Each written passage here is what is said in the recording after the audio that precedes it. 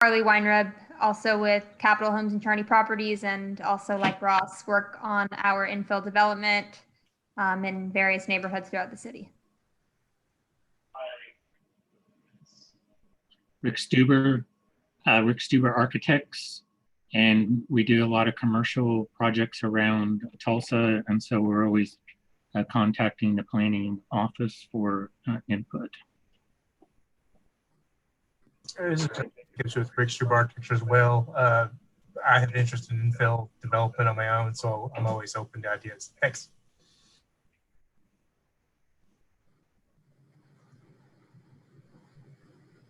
Jeff, are you on the call? Jeff Hall? No. Joe Westerfeld, are you on the call? Okay, how about Jeff Taylor? Jeff Taylor's with the Permit Office and Development Services. I'm not sure if he's going to be joining us. Danny Whiteman and Dana Box are as well. Danny, are you on the call? Oh, he's here. His microphone's not working. Okay, so Dana, are you on the call? Yes, Dana Box Development Services. I do mostly commercial, but do a little in residential. Okay, Ashley, are you on the call today, Ashley Cheney? I am. So Ashley Cheney, Development or City of Tulsa Development Services Liaison. Planning office is, I'd say, like process information, helping customers get what they need from you guys.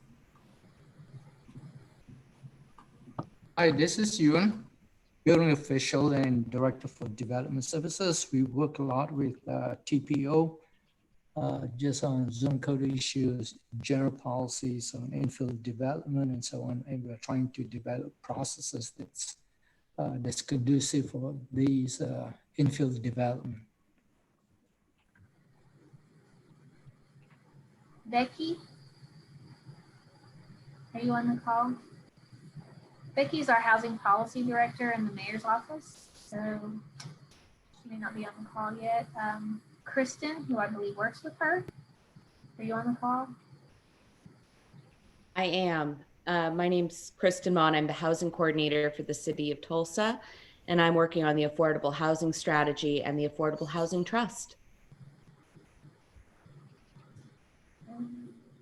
Oh, did I skip Cayenne? I sure did. I'm sorry. It's okay. I'm not offended. Cayenne Camus, Chief of Economic Development. I work with our team, which includes the development services team, but then also the staff here at the city who leads business attraction, business expansion work, but then also work with developers who are making investments in property here in Tulsa. Bruce Belsley, Title Realty Advisors and New Leaf Development. We've been interacting with the planning group primarily in the Pearl District most recently.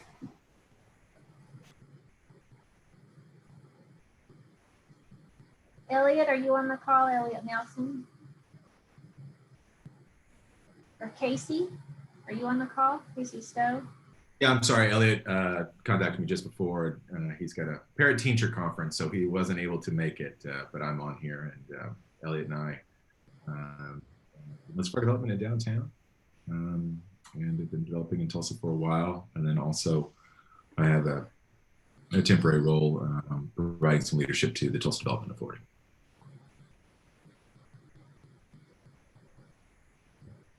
Stephen Watts?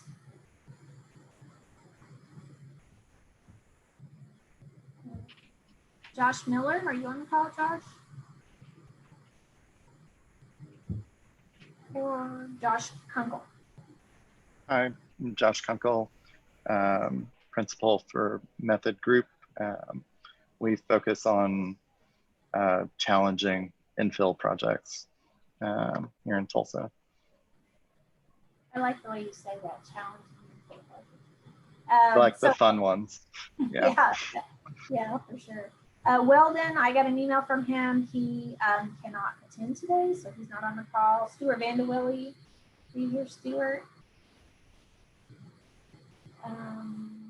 No. Let's see, Molly Jones.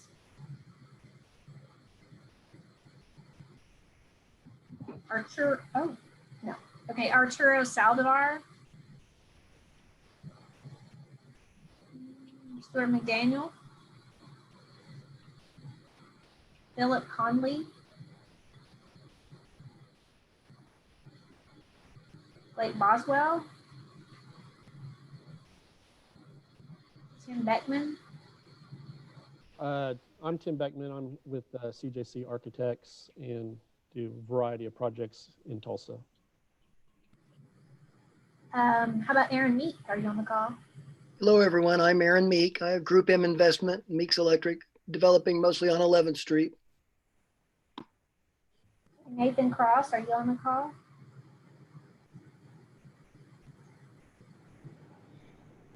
No Nathan today. Brian Bean.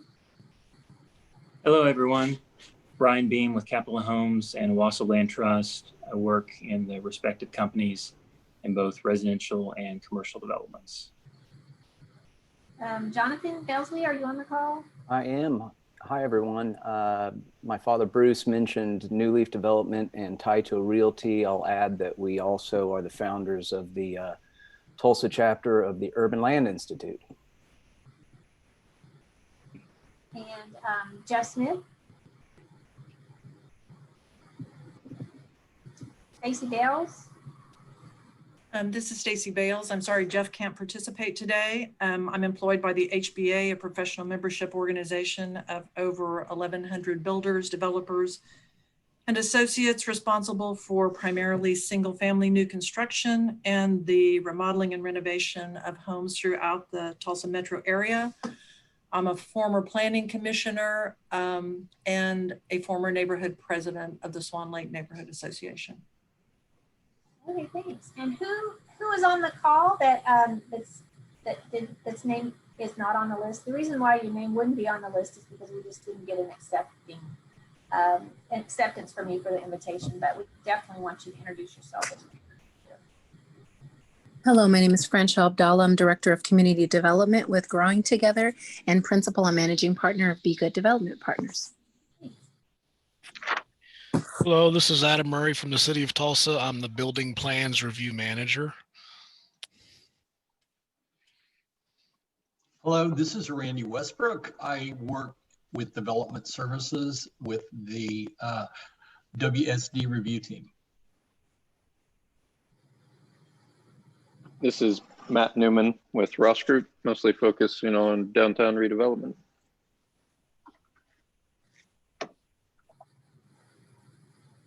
Anybody else? Okay, thank you. We have a good group today. Can you go ahead and go to the next slide? The goal of today's discussion, we have several things going on that we're trying to gather input to contribute to. Of course, the big one that we've been working on for quite a while is the update to Planet Tulsa. We have several chapters in Planet Tulsa that we're working on. The three specifically that this discussion can help contribute to, we have a housing and neighborhoods chapter. That's really talking about housing, the conditions of neighborhoods and those neighborhood issues like stability and things like that. Land use chapter, most of you are more familiar with that, where we often assign land use designations and have a long-term vision really laid out in the city by parcel, based on some pretty broad land use categories. So, and there's some details there, but that's the general concept there. And then the communities chapter, which is a new chapter we're proposing, it really has more to do with communicating with residents and neighborhoods and getting that input and that constant interaction with communities in the city. So that's, of course, one of our big focuses. Also, we again have really the infill discussion, kind of to build on that even, because a lot of our process does deal with infill development. So as we talk about process, there may be something specific to it that reflects infill, and it may be a barrier to infill that we want to discuss in this context too. So we want to understand your experiences in navigating the zoning review process, and then just identify resources that could help support you in communication, both with us and with neighborhoods and anything that could be of help. So I know this is a challenge, and maybe you all, it's not to you all because you work in the process so much, but you know, there are two pieces to it. The red box really highlights the planning office part of the process. To the left is the permit center, which we'll talk about the next time. And sometimes it's hard to talk about them individually because we do work every day with the permit center and with Ewan and his group. So just to kind of focus on that. And let's see, this must be, I guess I'm turning it over to Nathan.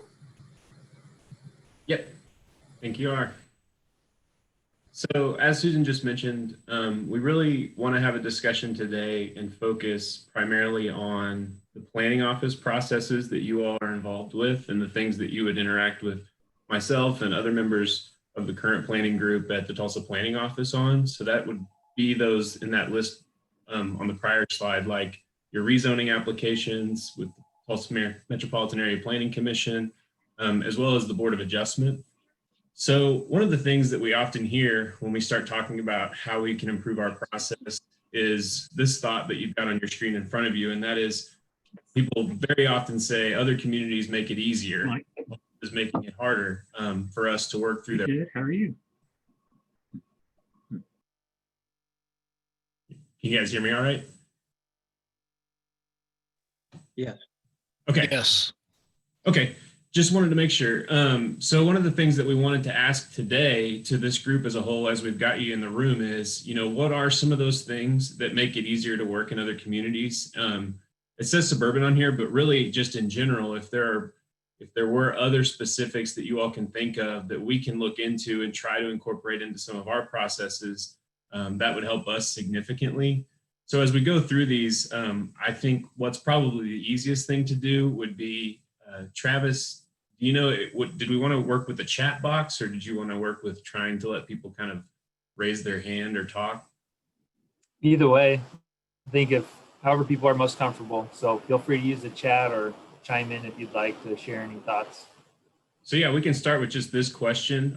If there's anybody that has any points they'd like to share about, you know, what are the steps in the process that seem easier, or what are the things here that seem like barriers, we can just start with that as a topic.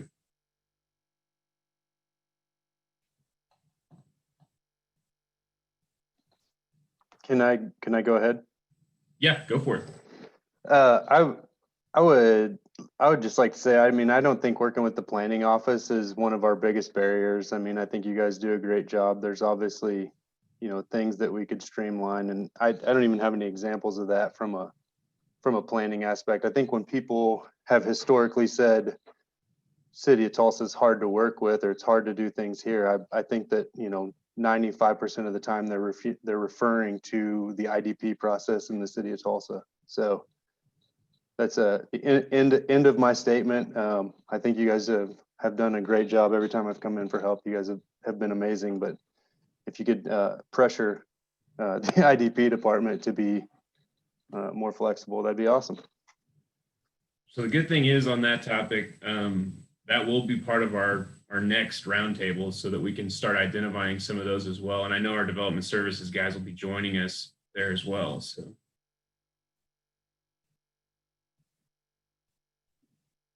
Any other comments or at least experiences to share when it comes to rezoning processes or the Board of Adjustment or subdivision plats, any of those things that you guys typically interact with us on?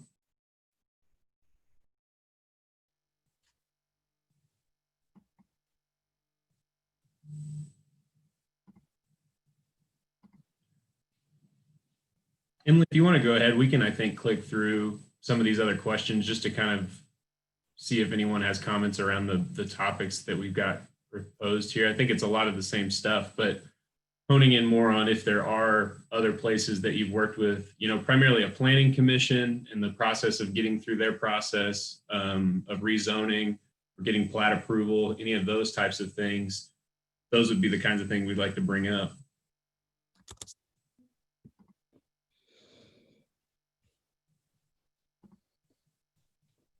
So I see Bruce's comment here in the chat, so we could address that. I think what often becomes a perception of like they know more about compliance than us is that they are the authority. And so oftentimes we will give you an opinion about what we believe to be an interpretation of the code or how we would read the code, but we're going to defer to the permit office only because they will make that final interpretation and decision when it comes time to actually issue a permit. So that if you've ever heard someone in the planning office, I know I tell people this often, to say, go ahead and still check with the permit office or with the zoning review officer at the city. That's why that is, because I'm not reviewing your plans on a daily basis like they are. So.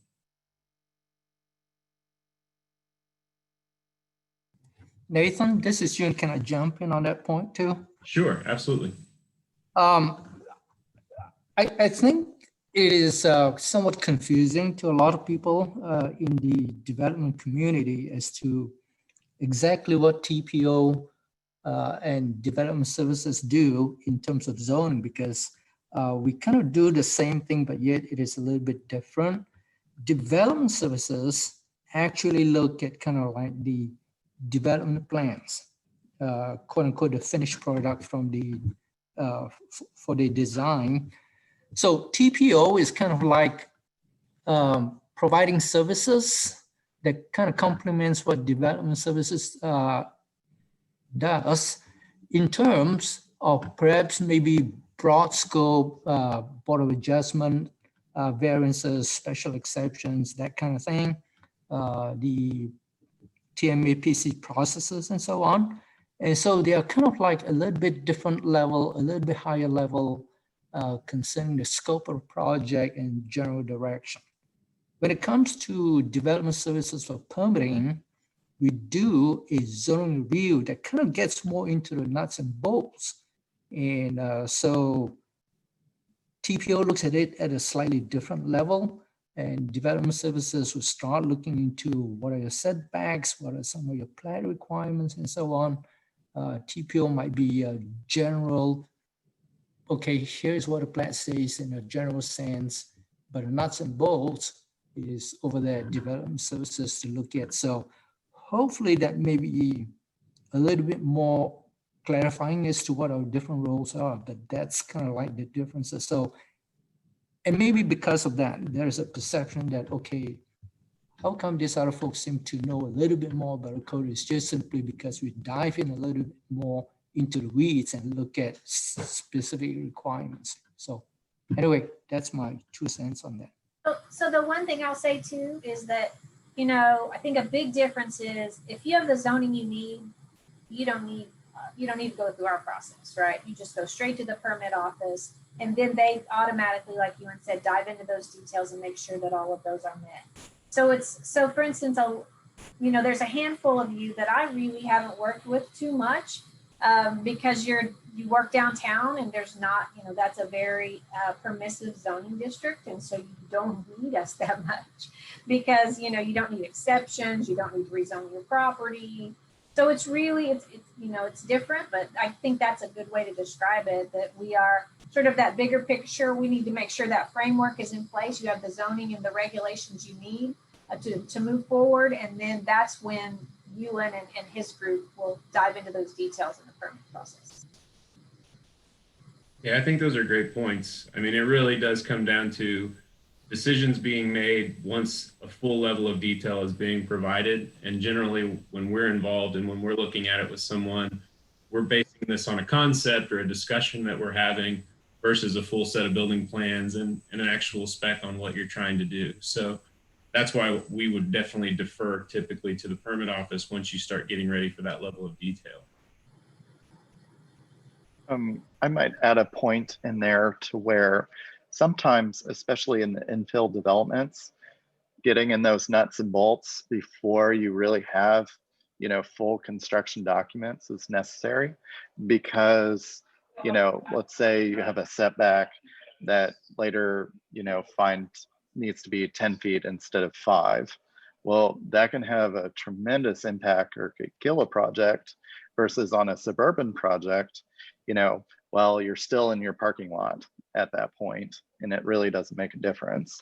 So I think having a lot more certainty and being able to make some of those more nuts and bolts decisions about land use and those kinds of things would be very helpful, versus like going on a whim. Like maybe there's some constraints you can pre-decide at the beginning and then you work through them. And as long as you get to the permit office and you're still within those constraints, then, you know, it's green light.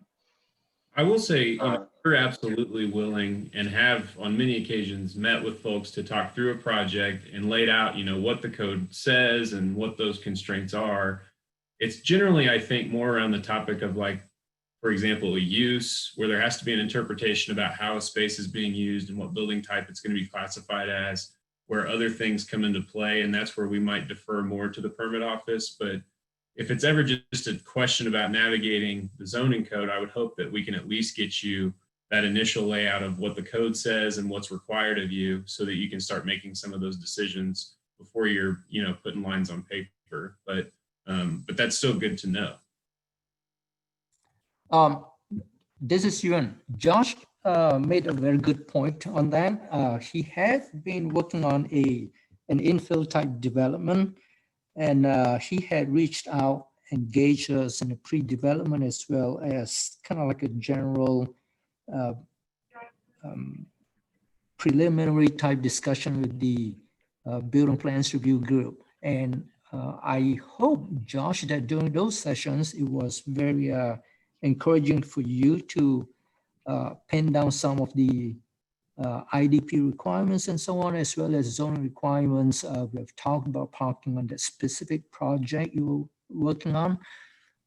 So anyways, I think that points out to at least a couple of processes that we do have in development services. I know today's focus is about processes with Tulsa Planning Office, but they do complement us on some of these processes, because when you sign up for a pre-development, INCOG sends somebody over, and I think it is mostly Jay Hoyt who joins in that discussion group over there to provide a zoning feedback on the macro scale.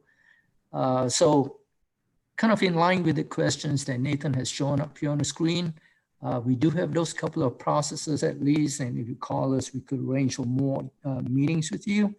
But what are some of the things that you might be looking at that's worked for you very well in our metro area, and what processes there might be that you might want to suggest that we could incorporate in addition to these pre-development processes and other meetings that we do have, the CCP and so on. So.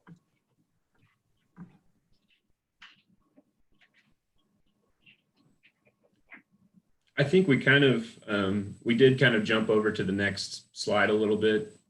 We started talking more about what particular process things might be helpful, or what are some difficulties you've encountered. Before we fully jump into that and just see if there's any other thoughts about it, were there any other municipalities or communities you all wanted to state, you know, this is a place I've had a good experience? We're always willing to go out and check, you know, best practices and see if something's working somewhere else, how we might incorporate that into our own process. So I'm happy to note if there's any specific ones that you guys can think of before we move on to that next process step. This is Tim Beckman. I'd just like to comment that I've enjoyed working with the Tulsa zoning, and compared to other cities I've worked with, they're very professional. I think sometimes my clients confuse speed and quality, and they're looking for speed and they're willing to sacrifice quality. And some of these other are much faster, but they aren't as thorough, I guess. I find the city of Tulsa to be very thorough, to very, you know, in the plan reviews. I would like to see probably, you know, the flow chart that I can convey to the owner what the process is, and maybe an earlier sign off on the zoning is okay. We do the pre-development meeting and we kind of get an idea that there's no issues on zoning But to wait until the building permit process and get your zoning clearance is a long time. Even if you feel it's zoned properly and your setbacks are correct, it's a long time before you get that authority. So if there was some way that the city could provide a kind of an early sign off on the zoning clearance that would say, yes, we understand that your parking setbacks are this and your landscape buffer is this, and these we feel comply with the zoning code. Before we get to the building permit stage, that would be very helpful.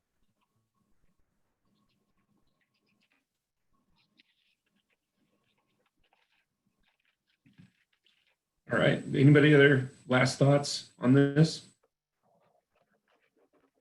If I may, if that is the most precise way to get to the correct zoning, why don't we make it a permanent part of the process? I deal with a lot of out-of-town developers. I've been an out-of-town developer working in 43 cities in my history with KMO Development Group. And understanding the process is critical to timelines that are sometimes tight with sellers. And if this gets us to the best solution, I suggest that it be a mandatory part of the process.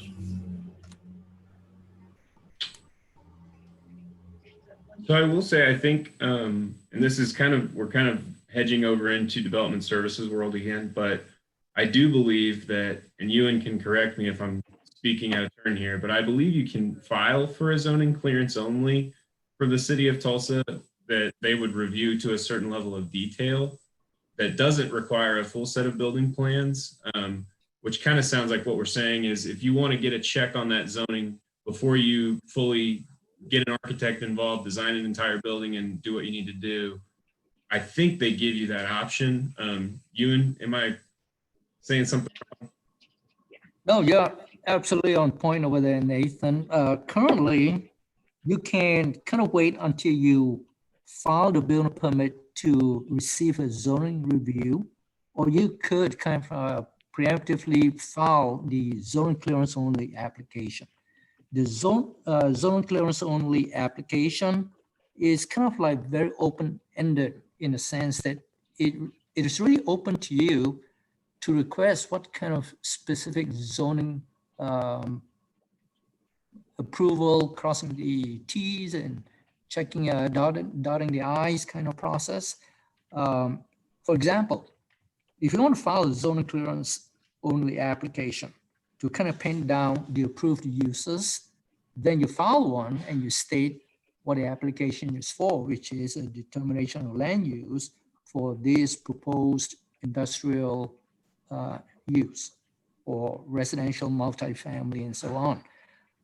You could file a zone clearance only application for determination of number of parking spaces, for setbacks and so on. So the more you can kind of articulate the things that you want to pin down as far as the zone code for a development project that's not fully hashed out in terms of building design and so on, that is the process that we have in place. File the zone clearance on the application, and it's going to walk us through some of those earlier processes for the design as a whole. So Nathan, you're absolutely correct. We do have that in place. Thanks, Ewan. I thought, maybe that's helpful for people to know too, that those can be separated. You don't have to go in with a full set of building plans to start that zoning review.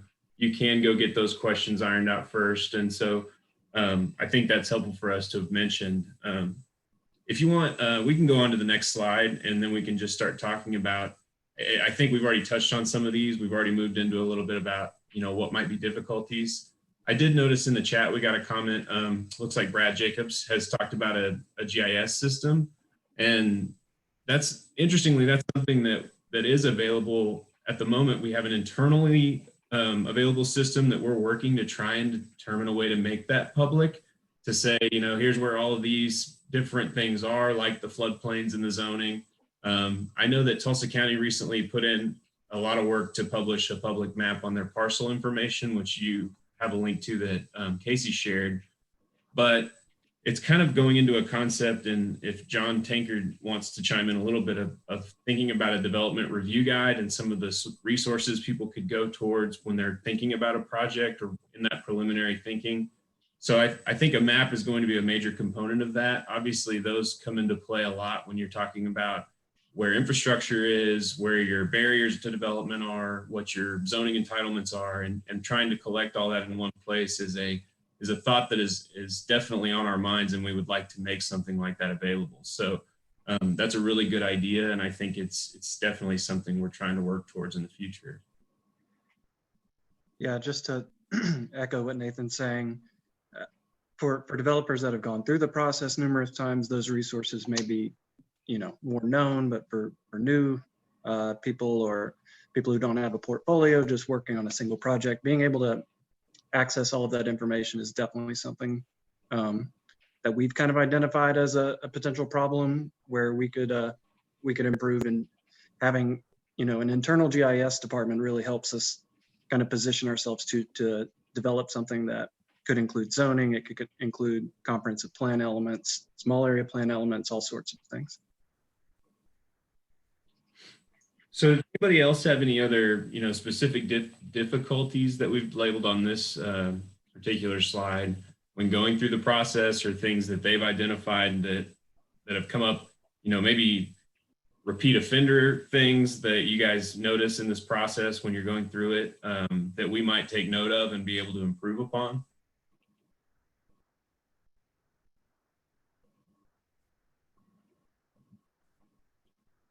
Do you all keep a list of those repeat kind of things that people are getting variances or exceptions on, and look at that? Like the MX zoning, seems like that transparency, that first floor transparency is getting adjusted quite a bit in actuality.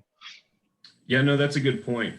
We do have a group that, pre-pandemic met much more frequently, but I believe, we will be getting back into the repeat variances and talking about, where the code might not be actually accomplishing whatever the intent was behind that regulation.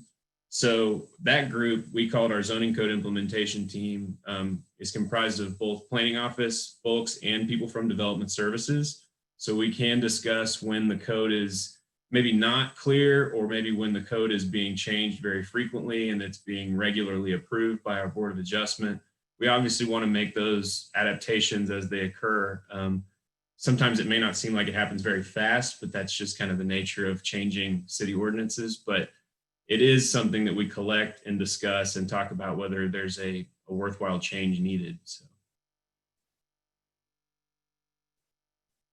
All right, I think, is there one more slide that we're talking through?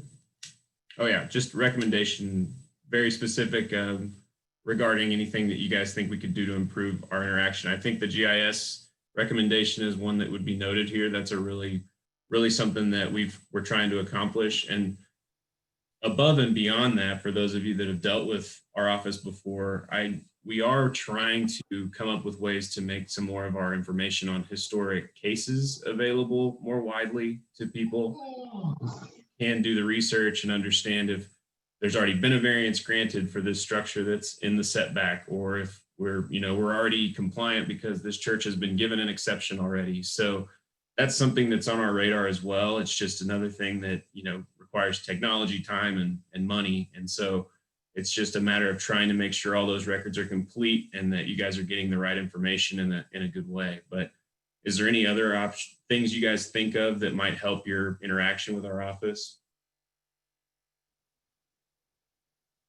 This is you, and I want to jump in, just following up on the recommendation for GIS. I know Tulsa Planning Office, for example, nobody's talked about the dispensary cannabis industry, but that has just kind of swelled up and occupied so much of our time. But to that end, TPO has been very helpful in trying to develop some sort of map, which I think might be GIS compatible, that kind of shows you what dispensary may have been approved or what permit may be in place. but the operation has, or the business has not started. That kind of helps out with knowing the 1,000-foot spacing requirement and so on. But there are other things which the city of Tulsa kind of has, like, for example, the floodplain map that we have, utilities and so on. I want to say that we could kind of explore maybe a consolidation of all of those information onto a single GIS that you can easily access. But I think that would be too much information on one map, and so there might be some overload.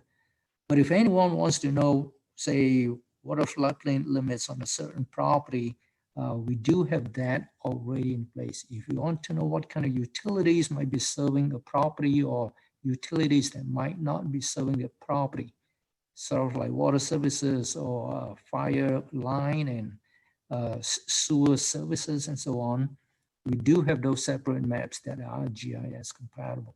So anyway, just want to let you know that some resources are in place. I did just go ahead and share just the index of maps that are available just from the planning and zoning standpoint. And it also includes things like floodplain and council districts and things like that. But it is our hope that we can work to kind of consolidate all that information in the future. And that link that I provided doesn't obviously include any of those utilities we're talking about right now.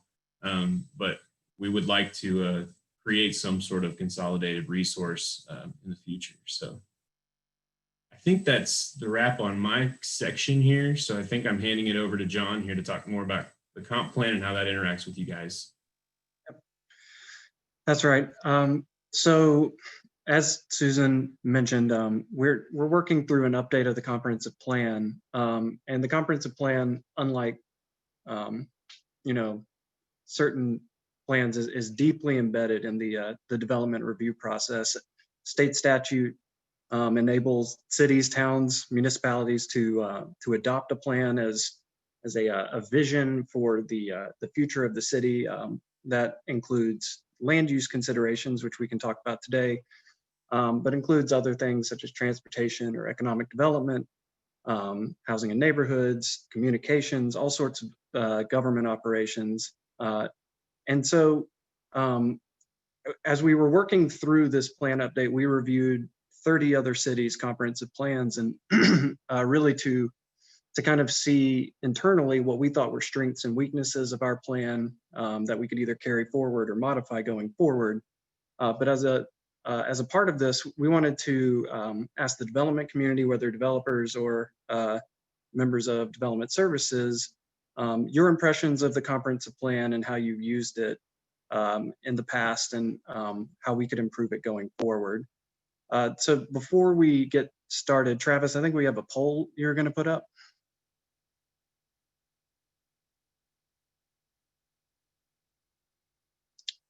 Okay, very simple poll.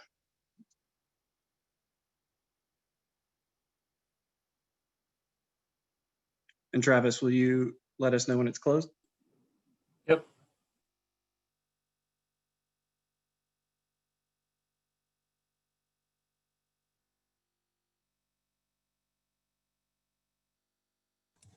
Travis, are you going to play the Jeopardy music? I was trying to think of something more Halloween themed. Nothing on hand though. So we've got about half of the 36 people who are here have voted.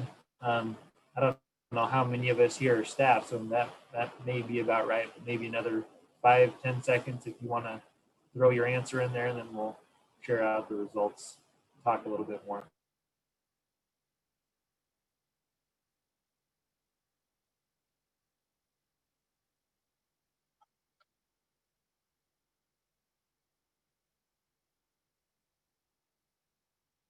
Okay. So can everybody see those results on their screen? If you can't, I'll make it easy for you. It's pretty much even between yes, I use it every time, yes, but only for cases with unique circumstances, and no. So I kind of want to inquire for each of those three groups, this question that's on the slide. So for those of you who use the plan every time you come through the case, can you just kind of explain your experience with it, how you use it, what you're using it for, when you use it, and if you've experienced any challenges with it?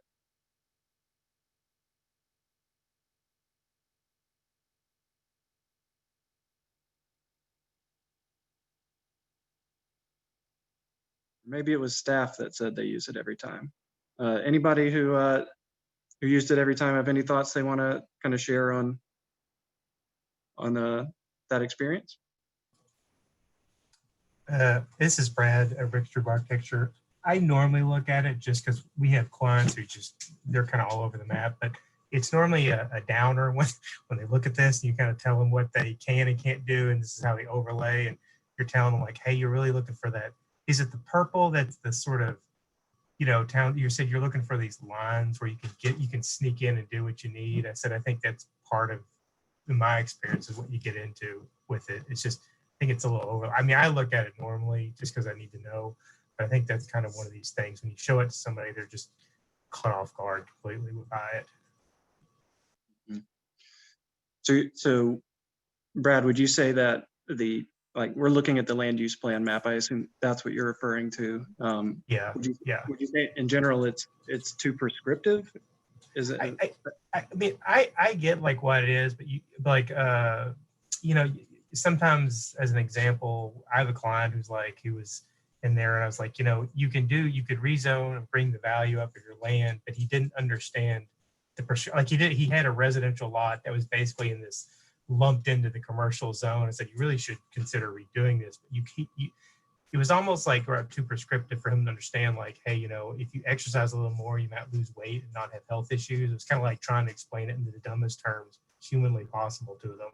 And it was kind of like, that's kind of what I see, because I normally do look at this pretty in depth.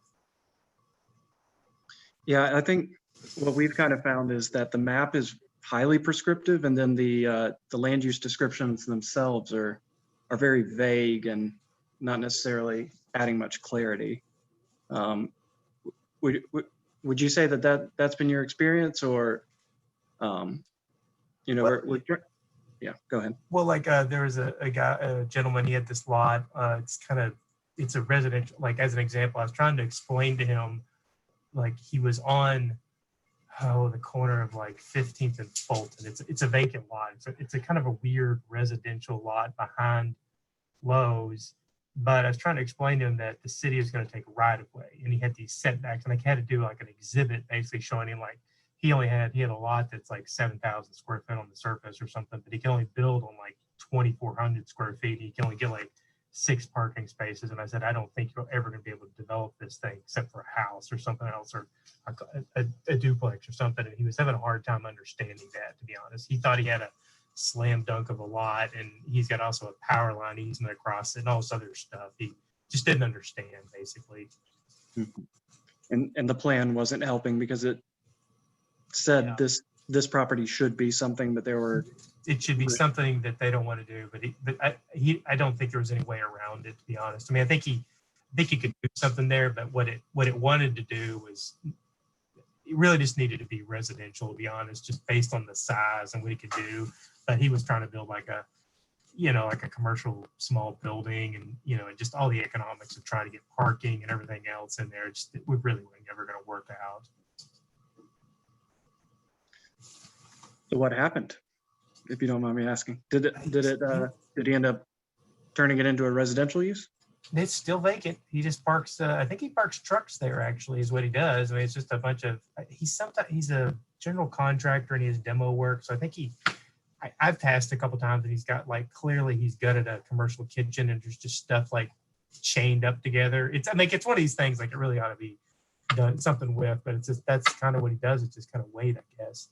Mm-hmm. Well, I want to open it up further to those of you who only have used the comprehensive plan in unique circumstances. Can you kind of would anyone volunteer kind kind of explaining the context of those circumstances, like what was unique about the situation that caused you to refer to the comprehensive plan?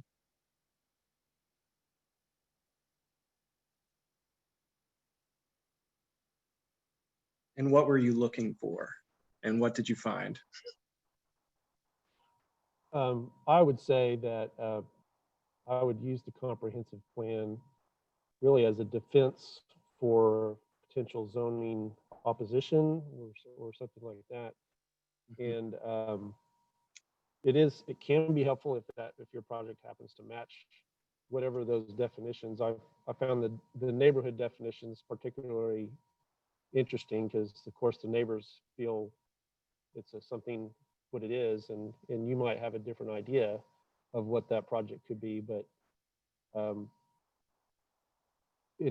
think if your project matches some of the descriptions in what those district definitions are, it will aid you in getting it rezoned.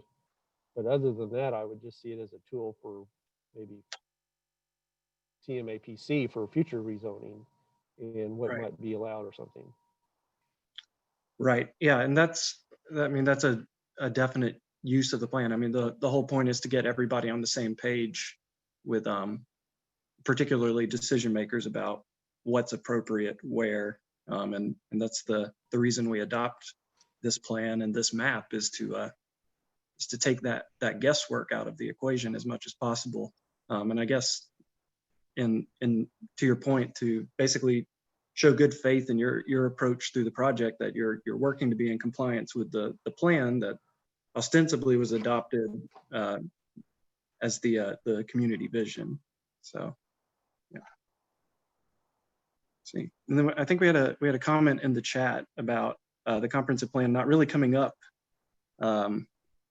when for those who work downtown, and I think that makes sense considering the permissiveness of the zoning in downtown, the sort of singular land use classification for downtown.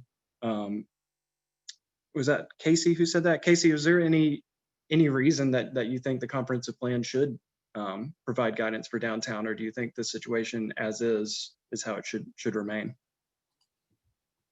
I think the situation as is fine. Yeah, I'm not looking for more guidance. Yeah. Yeah. And I think that makes sense in the downtown area in particular, where we want to, we want to take big risks. We want new things. We want innovation. Whereas maybe in other parts of the city, that's less the case.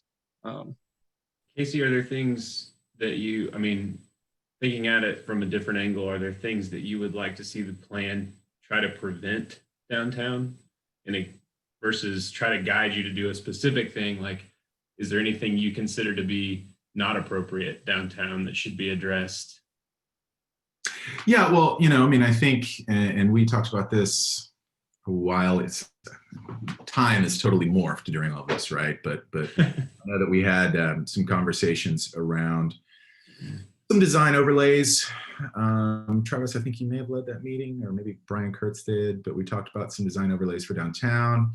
Mainly trying to, one of the things that I don't think we want to see are, big monolithic walls on block faces that kind of don't make it feel awesome to walk around. And that was a good discussion, and I think it's a noble goal. I think one of the things that myself and several other developers brought up in that meeting was the unintended consequences that could arise from that. How it can potentially, create some onerous conditions for developers when we're talking about adding transparency. Say what you will about the free market, I guarantee you there's not a developer out there who, wouldn't purposely build retail, first floor retail, if they knew that they could lease every foot, right? They would. And I know nobody's really trying to force you to put first floor retail in, but when you have a transparency mandate, unless it's just the shadow box or something like that, which is fine, we can discuss that. it just, the unintended consequences, I think, with any kind of zoning can be problematic, whether it's hard zoning or an overlay or guidance or whatever you want to call it. Just like going the other way, when we say that we want more innovative things in downtown and maybe not so much outside of the IDL, I don't know that I agree with that either. I think that we do want to encourage innovative stuff. However, it's difficult because if you start relaxing zoning codes, then you also run into the potential for unintended consequences. So, I don't know that there's a clear way to be too prescriptive or not prescriptive. I don't know. It's tough, right? You guys certainly have your jobs cut out for you. I think, you're touching on a really good point that, parallels so well with the comp plan, and that is, this is guiding our regulatory decisions in the long run. So if there is a need to have that leverage to say no to something or to even encourage something different, that's where we're going to start it, is this conversation around our land use plan. And so I do think, it's often downtown is pretty flexible. There's really not a consultation of the comp plan because the zoning is probably the most flexible in town. But in the future, if we were to ever have those conversations that sounds like have started in different places already about whether this district should have an overlay or some kind of design guidance or something to protect this character, whether that's appropriate or whether that's supported on a wholesale basis by the community, obviously the comp plan would be where we talk about that. So I appreciate those points. Yeah, and I do think the point of balancing, I do think we have this situation where the map is more prescriptive than the descriptions of the land use classifications are. And so we've been pursuing kind of simplifying the map down a little bit. If anybody can clearly articulate the difference between a local, town, and regional center, write it down and send it to me. We'll put it in the plan. But we're looking to, take that down to local center and regional center. Mixed use doesn't need to be on a corridor, so we're going to change that. We're looking to change that to just mixed use. Neighborhood, the distinction between existing neighborhood and new neighborhood is a little murky as well. And I think it maybe sets up expectations for neighborhoods that exist today that might be that change is something that they aren't subject to, when, as we talked about last meeting, 50% of our properties developed in the last decade have been infill development projects. So I do think we want to, clarify things. For example, we have nothing in this map distinguishes between a neighborhood, and on the fringe of the city versus a neighborhood adjacent to downtown or, in Midtown. And, there's likely different guidance that's needed for what's appropriate in those areas. So I think as we're looking to, enable missing middle uses, having guidance on the, some guidance on the appropriateness in a given part of town is important. And in that vein, right now, these are some of the components of the comprehensive plan. Thanks, Josh. That have come up through conversations I've had that cause people some issues. Are there any specific components of the plan that you all have encountered that you have thoughts on, whether it's to improve them, change them, remove them? I'd love to just see if anybody has any ideas. And development services folks, you can chime in on this as well.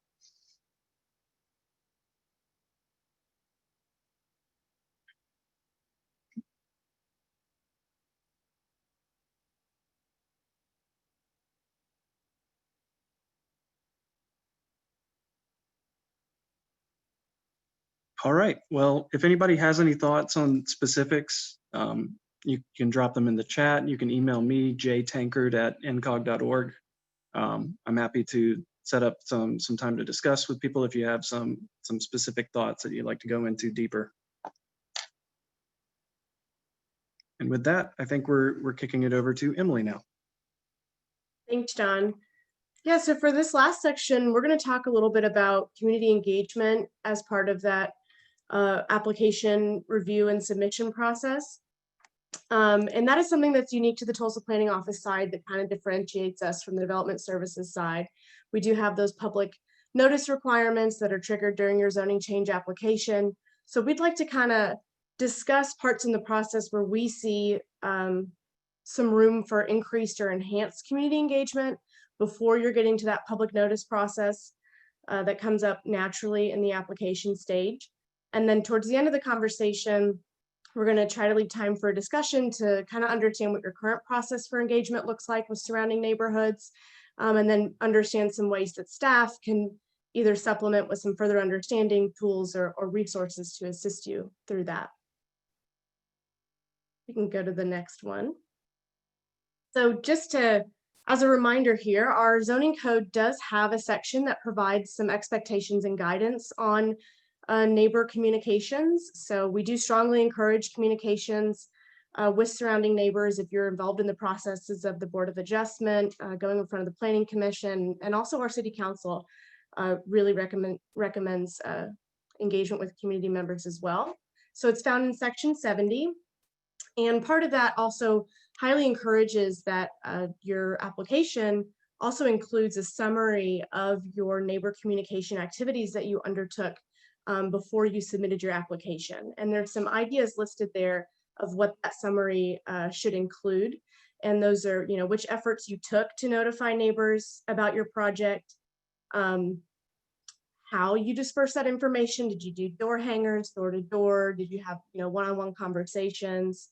It's also important for us to understand who was involved in those discussions, who were you able to reach, and also importantly, who weren't you able to reach? That's helpful information too. And then lastly, what suggestions or concerns were you able to identify through your engagement process? And then if you did, how did you incorporate or ameliorate any of those concerns as a change to your application or a change to your project? So the first step that we would like to kind of make the pitch for increased community engagement in the review process is really at the beginning in that project idea stage. So when you're starting out, you have the area that you'd like to develop. You have a pretty well-developed concept of what you'd like to do. It can be really helpful to start engagement, particularly if it's a large, complex, or maybe different project to what is surrounding the area currently. So engaging at this stage can be helpful. It can help you get ahead of some potential concerns or pressure points that are going to come up in that public process down the road. It can also help you get ahead of some runaway assumptions that just happen naturally as humans. So the I heards that start to float around. I heard they're going to knock down all the trees. I heard it's going to be 10 stories high. The earlier that you can get ahead of concerns like that and really craft and get your own narrative out there for what the project you're intending to do is, the more it's going to help you down the line. If you do want to, during this general and broad outreach early stage, if you do want to engage with visual aids, we do highly encourage that they are not meticulously detailed. Try to use general basic design concepts if you do want to show drawings or illustrations. And the reason we say that is just recognizing that your project is still prone to change at this phase. And some of those more specific details and aesthetics can really detract from what you're trying to get accomplished with this project. And they tend to be the things that surrounding neighbors will attach to, and it can provide unnecessary friction at the early stage of your project. It's also really helpful at the project idea phase to start to kind of map out what your support or who your support for this project is going to come from too. Kind of assemble your team or identify who your allies could be. So are there advocates out there if you're building affordable housing that you can pull into this process, plug them into what you'd like to do. So try to grab and attract that positive attention that might also help you later down the line in the public hearing process. So the second part where you can really inject some additional engagement is when you're crafting your application. And because, like we had mentioned earlier, Section 70 has those pretty specific guidelines for how you can do that in the zoning code through that encouraged summary of neighborhood communication. So in essence, your application should really be molded by what your engagement was. Make sure that it's reflective of your process, so that we can kind of understand what concerns may have been raised already, what you did to get ahead of them, or what platforms you provided to be open to feedback or discussion on those issues. It's just another way for us to understand that you've kind of done your due diligence to understand surrounding neighborhood dynamics, and also that you did undertake some efforts and energies to try to work with the community on addressing some of those concerns. The project or the already adopted plans, like the comprehensive plan, and if there is a small area plan associated with your project area, it's definitely important in the application phase to have identified specific recommendations that are applicable to this project or point to this project as being in line with those goals. All of those existing adopted plans required their own amount of public participation and feedback, so you can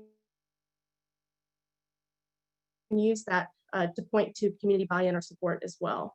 Also, just last thing on this pre-application before you submit stage, using staff as a resource is really helpful.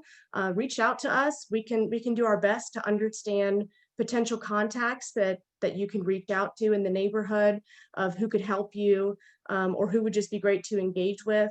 It's also really, we can help you understand what potential concerns for development or types of development may have already been voiced by this community. We can help you to kind of understand some framing conversations, some talking points, and how to get ahead of some of those public issues that might come down the line. So this kind of brings us to the public notice requirements, and we wanted to really extrapolate that we don't consider those required public notices to be considered community engagement. So by the time you get to this phase, the neighborhood should already be largely aware of the project you're intending to do. And those required public notices, I'm sure you're all aware, they're part of the application fee, newspaper postings, the mailers to property owners within 300 feet, and the visible signage on the lot that explains the zoning change and also says when the public hearing process takes place. And of course, the public can submit comments before or attend the hearing and submit comments as well. So that's why it's really important, especially for those potentially contentious projects, to have already engaged the surrounding community in some way. And going back to that concept of finding allies and advocates, it's also really important to have already designated them and tried to get their support before you go into this process as well. In addition to those required public notices, we have just added a section to the application that it's more of an acknowledgement of making sure that applicants understand the expectations surrounding neighbor communications, that they're aware of that section of the zoning code and what it's suggested to do. So just another stopgap in us trying to make sure that communities were engaged during this process. So we're going to turn it over to you now. Travis has a few questions he's going to put for polls, and they're going to come up one by one. So once you submit, you should get 2 more, and then as those come up, we're going to screenshot them and post the results in the chat so we can kind of reference those as we have a discussion together about some of these concepts that we just talked about. And I think we've got about a dozen staff or so on here. So maybe once we get to the low 20s of participants, that'll kind of be our signal for making sure the development community has participated there. And while you all are filling out those questions, we had these results shared here during the last developers roundtable, and we didn't go over them too much, but this is, again, the preliminary results from our housing policy survey that we recently polled Tulsans on. And we had asked them 2 questions specific to accessing information about development. And I'm not able to screenshot because I have exited out of the polls. No worries. it may be easier to just take them one by one as we get done with them. Okay.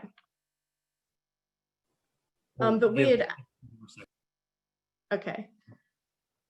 We'd asked folks just to kind of assess how they feel about their ability to access information to development that might be occurring around them. And you can see there's definitely a difference here between how folks feel public development. And the examples we gave there were, you know, road construction or rehab project, construction of a new community center, changes to a neighboring park. And folks largely felt that they were able to access, you know, over 80% of folks felt that they could access that information with a little bit of difficulty, though, being in the majority there. And then getting much bigger differences when you get into private development. So, sorry, I've got something on my screen here. Resounding, or sorry, much larger numbers there, 47% of folks feeling that they just plain would not know how to access the information on upcoming or potential private development in their neighborhood. So that's a gap that we would like to work on closing and figuring out what kind of resources, tools, or guidance we could be providing to the development community to help community members feel like they could in the least access what information they'd like to know about upcoming projects, but also just that they feel a little more informed about what's going on around them. And I can just verbalize the questions that we're all asking you all right now. We're trying to just gauge what your current interaction is with community members. We'd also really like to understand what barriers or issues you feel are keeping you from engaging. And then we'd like to know what you kind of like a value judgment. What do you think the benefits of putting the efforts in to further engage with surrounding neighbors could actually provide to your project or development activities? So I just launched the second poll. If you want to go ahead and respond to that one, we'll leave it open for the next minute or so.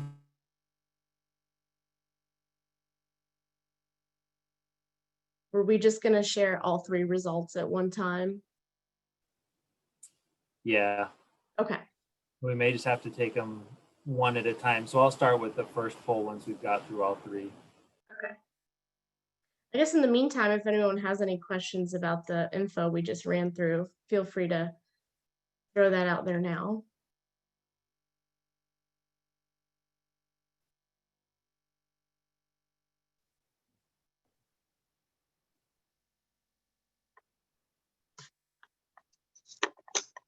About 10 more seconds on this one, and then we'll hit our last question.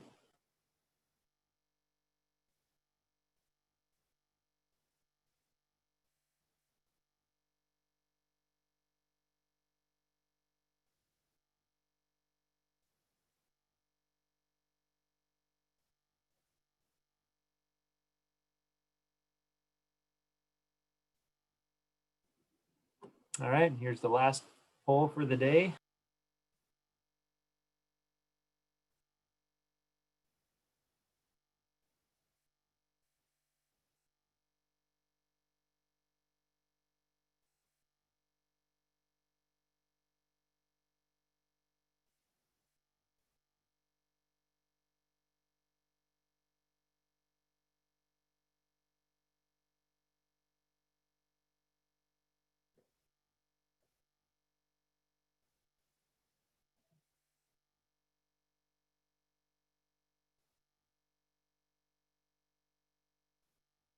Another few seconds.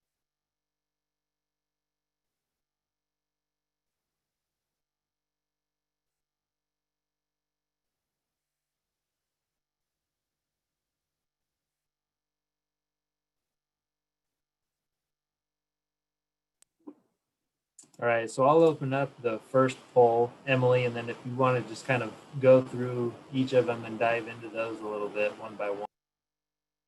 Sure.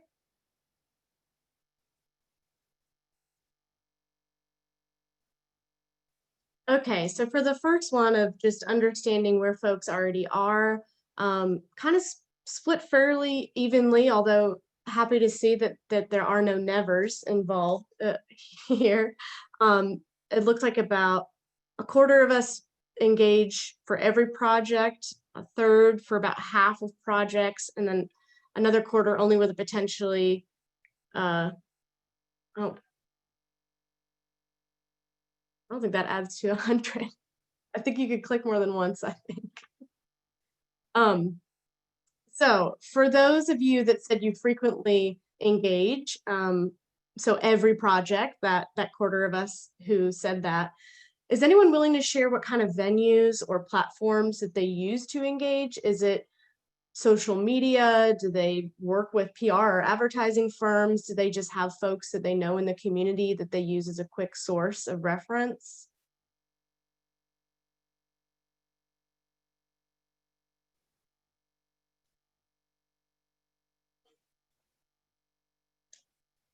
Whoever my always engagers are.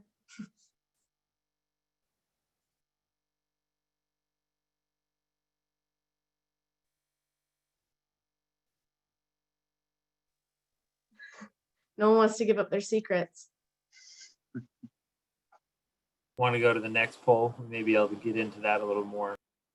Sure. I guess lastly, before we leave this one, for those of you that said you never have engaged on a project with surrounding neighbors, would you say is there a particular reason? Has it been just a lack of time and resources or information, or has it not been necessary or helpful for your project?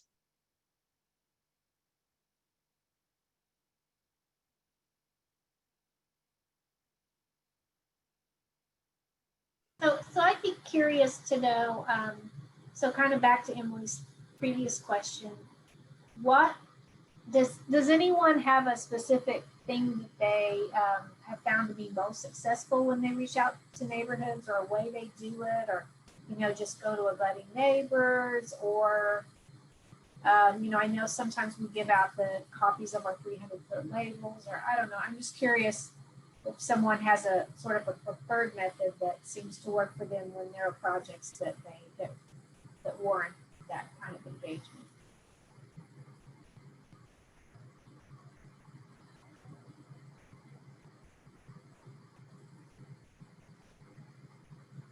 The answer in the chat that just came up, that's an interesting thought that kind of, is that suggesting that the willingness for change in a neighborhood is a selling point for doing a project in those areas? I think so, yeah. And I know Jonathan and his dad work a lot in the Pearl District, and they are very much in that mindset. So yeah, that's a big benefit of working in areas like that. And if you don't mind expanding just a little bit on that, Jonathan, of what you consider an engaged neighborhood, does that mean like a really active neighborhood association, or neighborhoods that tend to be more positive or in support of development? Hi. Well, we're not, all over Tulsa. We've chosen to work just outside of downtown. So I live in the Tracy Park neighborhood, and we're not the most organized neighborhood association in town, but I'm the president. So if anyone has access, it is me. But so, I haven't answered every poll question, because, I can't answer every project when we've been working on a handful of them for years and haven't completed any of them. The economics have been difficult, but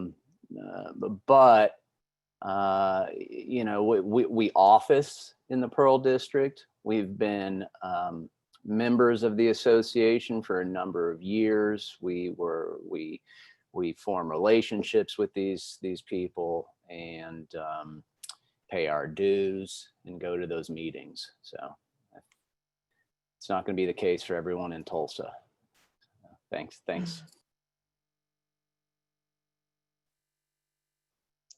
Does anyone have an example of when they've tried to engage in surrounding neighborhoods and it maybe caused issues or ended up hurting your project for any particular reason you could think of, or something that surprised you in that process that made it an excess difficulty?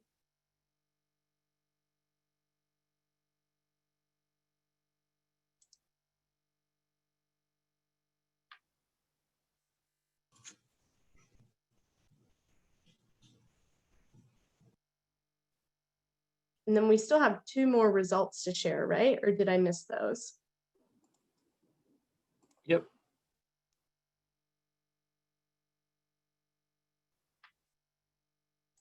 Okay, so it looks like when when assessing the biggest obstacles to engagement, the majority here, 64%, is contacts. So not knowing who to reach out to. And that is something that staff can be really helpful on, of just trying to get a sense of who the folks in that neighborhood are, and some good first places to start of who to talk to.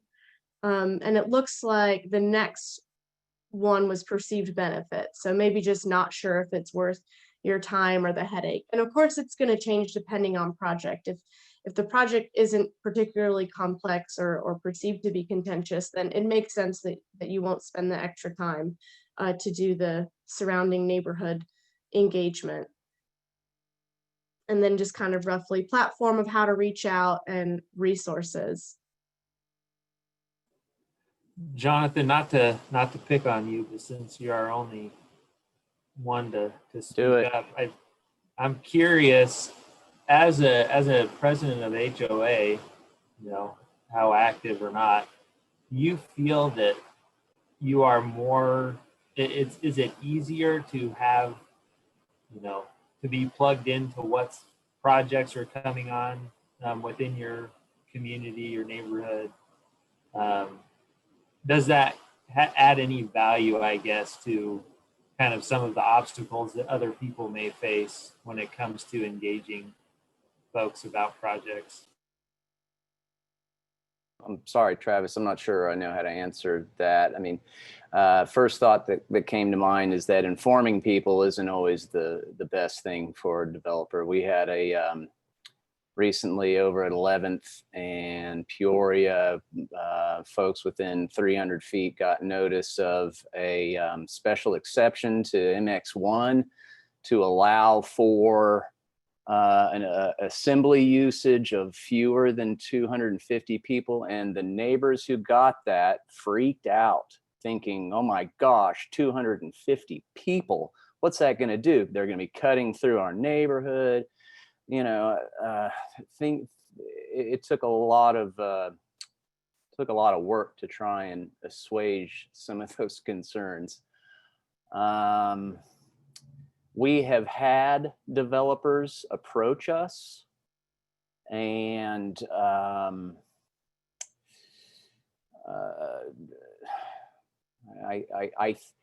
have felt that it was the right thing to do. It was a good reminder to engage people. You know, we've got some lots to the south of us that are primed for redevelopment.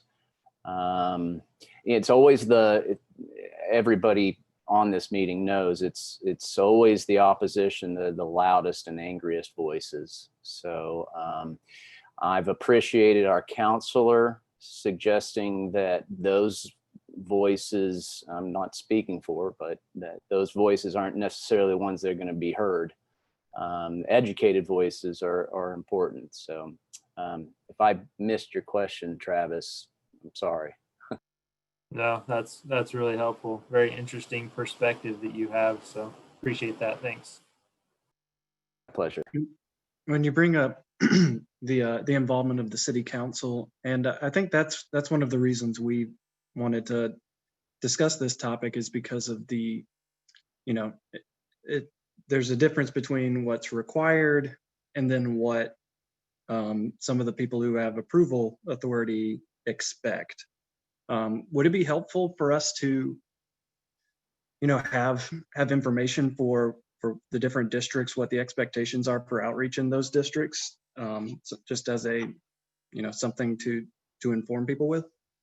I would just ask, how could the city better notify the residents as to not set them off? Mm-hmm. Because this applicant wanted to have an axe throwing venue, and I don't think there's going to be 250 axe throwers in there. It's a tiny building. Mm-hmm. So I guess you're saying that like the general categories that things like that get placed in sometimes create an alarm to people that is unnecessary. That is what I'm saying. Yeah. Yeah. I don't know the answer right now. I mean, we kind of have the really very bureaucratic technical way we have to advertise that matches what the relief is they're asking for in the code, Well, let me So point out that I, have some experience in this. What about a HOA president who decides to freak out as well and get everybody else on board? Yeah, and I think, well, and we will have to think about that bigger question about the notices that we give. But I think that kind of goes back to even what Emily was saying, and I know Dwayne and I and Nathan and all of us that work in that part of the planning office.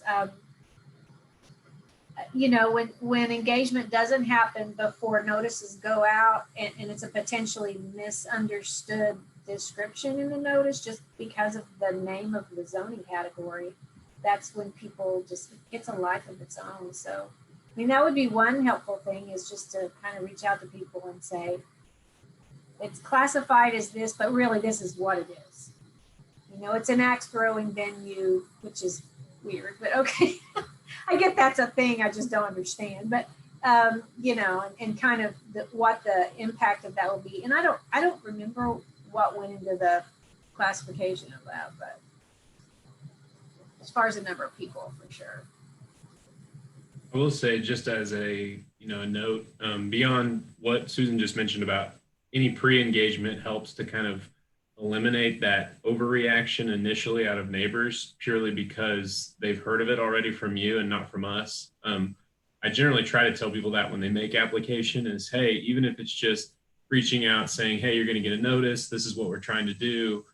I think that often helps eliminate that initial perception issue about whatever's on that notice. But in addition to that, I do think, and I've worked with applicants in the past on this, we can be better about phrasing it on the notice in a way that does help provide more information. So I know in the past I've done something like special exception to permit an axe throwing venue, and then in parentheses list whatever that use is in the zoning code, so that someone knows this is the specific use being applied to this category. So I think it's a good note, and it's something that we could work on too, just to try and add language in those notices that helps mitigate those for applicants as well. So we're running out of time. Emily, if you want to just kind of briefly highlight this last one, and then I think. For sure. Yeah, so unsurprisingly, the largest one here is just seeing the value of engagement as getting less opposition down the road in that public approval process, which makes sense, because that really is what can impact the time of your application approval process, and time is money for these processes. But happy to see that also a third of folks roughly feeling that they see a value in just getting an increased understanding of what the community or surrounding neighbors' needs are. And that is really important. At the end of the day, we'd all hope that we're providing a market good or something that is needed. So it is good to see that. And there can definitely be the benefit of getting a little deeper into what a community need is by having those engagement processes.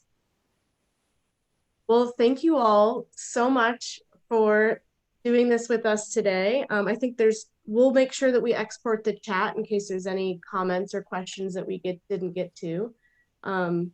Travis or Susan, did you want to wrap us up here? Oh, I will. Yeah, thanks so much for coming. We hope that you come 2 weeks from today. I think it's the same time, right? 3 o'clock. And we'll have more specific conversation about development services. Also, I mean, in the meantime, we'll follow up like I did the last time with, we can do the PowerPoint again in a YouTube video of this session. Is that right, Emily and Travis? Yeah. So we'll do that. But also, if you think of things like I always do after the fact, please send me an email or Travis or anybody, Nathan, Dwayne, Emily, anybody on this call.